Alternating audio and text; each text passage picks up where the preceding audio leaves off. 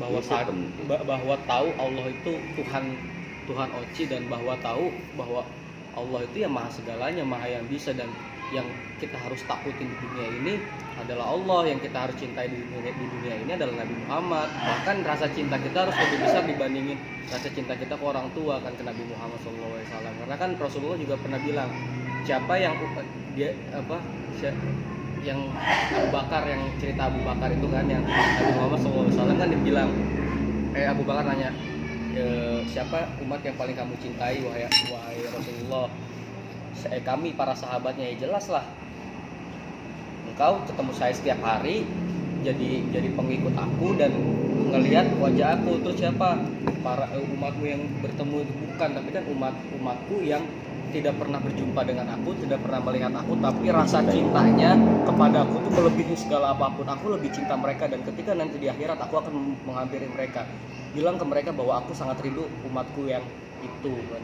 Dia bilang bukan, makanya kan Oci bilang pemahaman Oci belum sampai kayak yang membid'ahkan kayak gini. Bukan itu kayak gini misalnya. Ada konsep misalnya tentang kudrah dan roda kita. Pertanyaannya konyol sih, Ci. Tapi menjadi penting. Kayak gini. Misalnya kemarin nih Papa coba di pengajian subuh, bisa nggak Allah Maha Kuasa tentang segala sesuatu?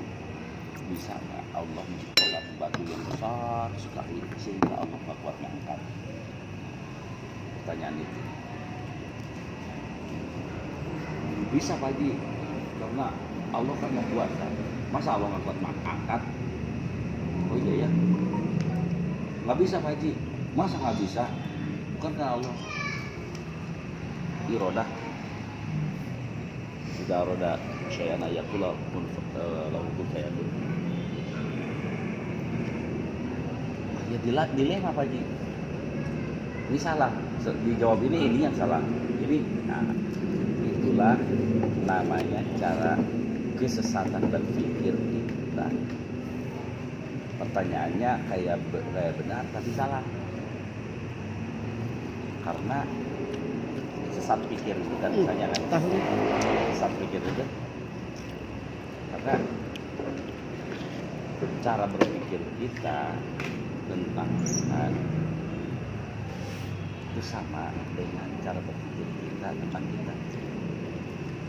Nah, iya, makanya kan ini kasus maksudnya kasus kan contoh kasus Papa di orang lain. Nah kalau ini kan maksudnya pertanyaan yang kayak gitulah. Kalau Oci kan ini kasus kayak terkadang Oci juga mikir, saya itu diciptakan buat apa sih? Oci sampai kayak gitu kan. Terus juga maksudnya kenapa yang dilahirkan oleh mama papa itu harus saya? Dan kadang-kadang mikir nih, ini otak itu bisa mikir, tapi hati itu kemana? Terus kadang-kadang nih hati itu siapa yang bikin sih? Ini sampai pikiran, terus sampai di titik terakhir kenapa saya harus hidup? Itu juga yang itu filsafat dialami oleh para sufi ya.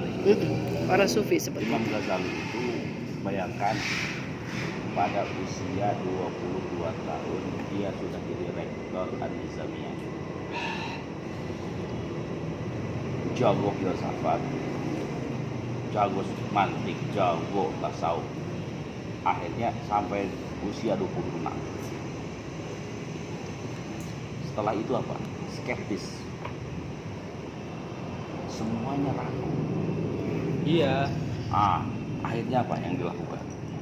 Imam Ghazali meletakkan jabatan sebagai rektor Universitas Nizamiyah. Kemudian minta izin ke Sultan untuk tinggal di menara Masjid Baghdad, dan beliau lakukan belasan tahun. Hanya membaca, berpikir, sehingga masuklah pemikiran baru tentang tauhid, dan dia refleksikan hasil renungan belasan tahun itu juga di kitab yang disebut Ihya Ulumuddin. Oh iya, Ihya Ulumuddin itu. Di usia 22 tahun ya? 28 tahun. Beliau 26 tahun. 22 tahun beliau jadi rektor. Sampai 26.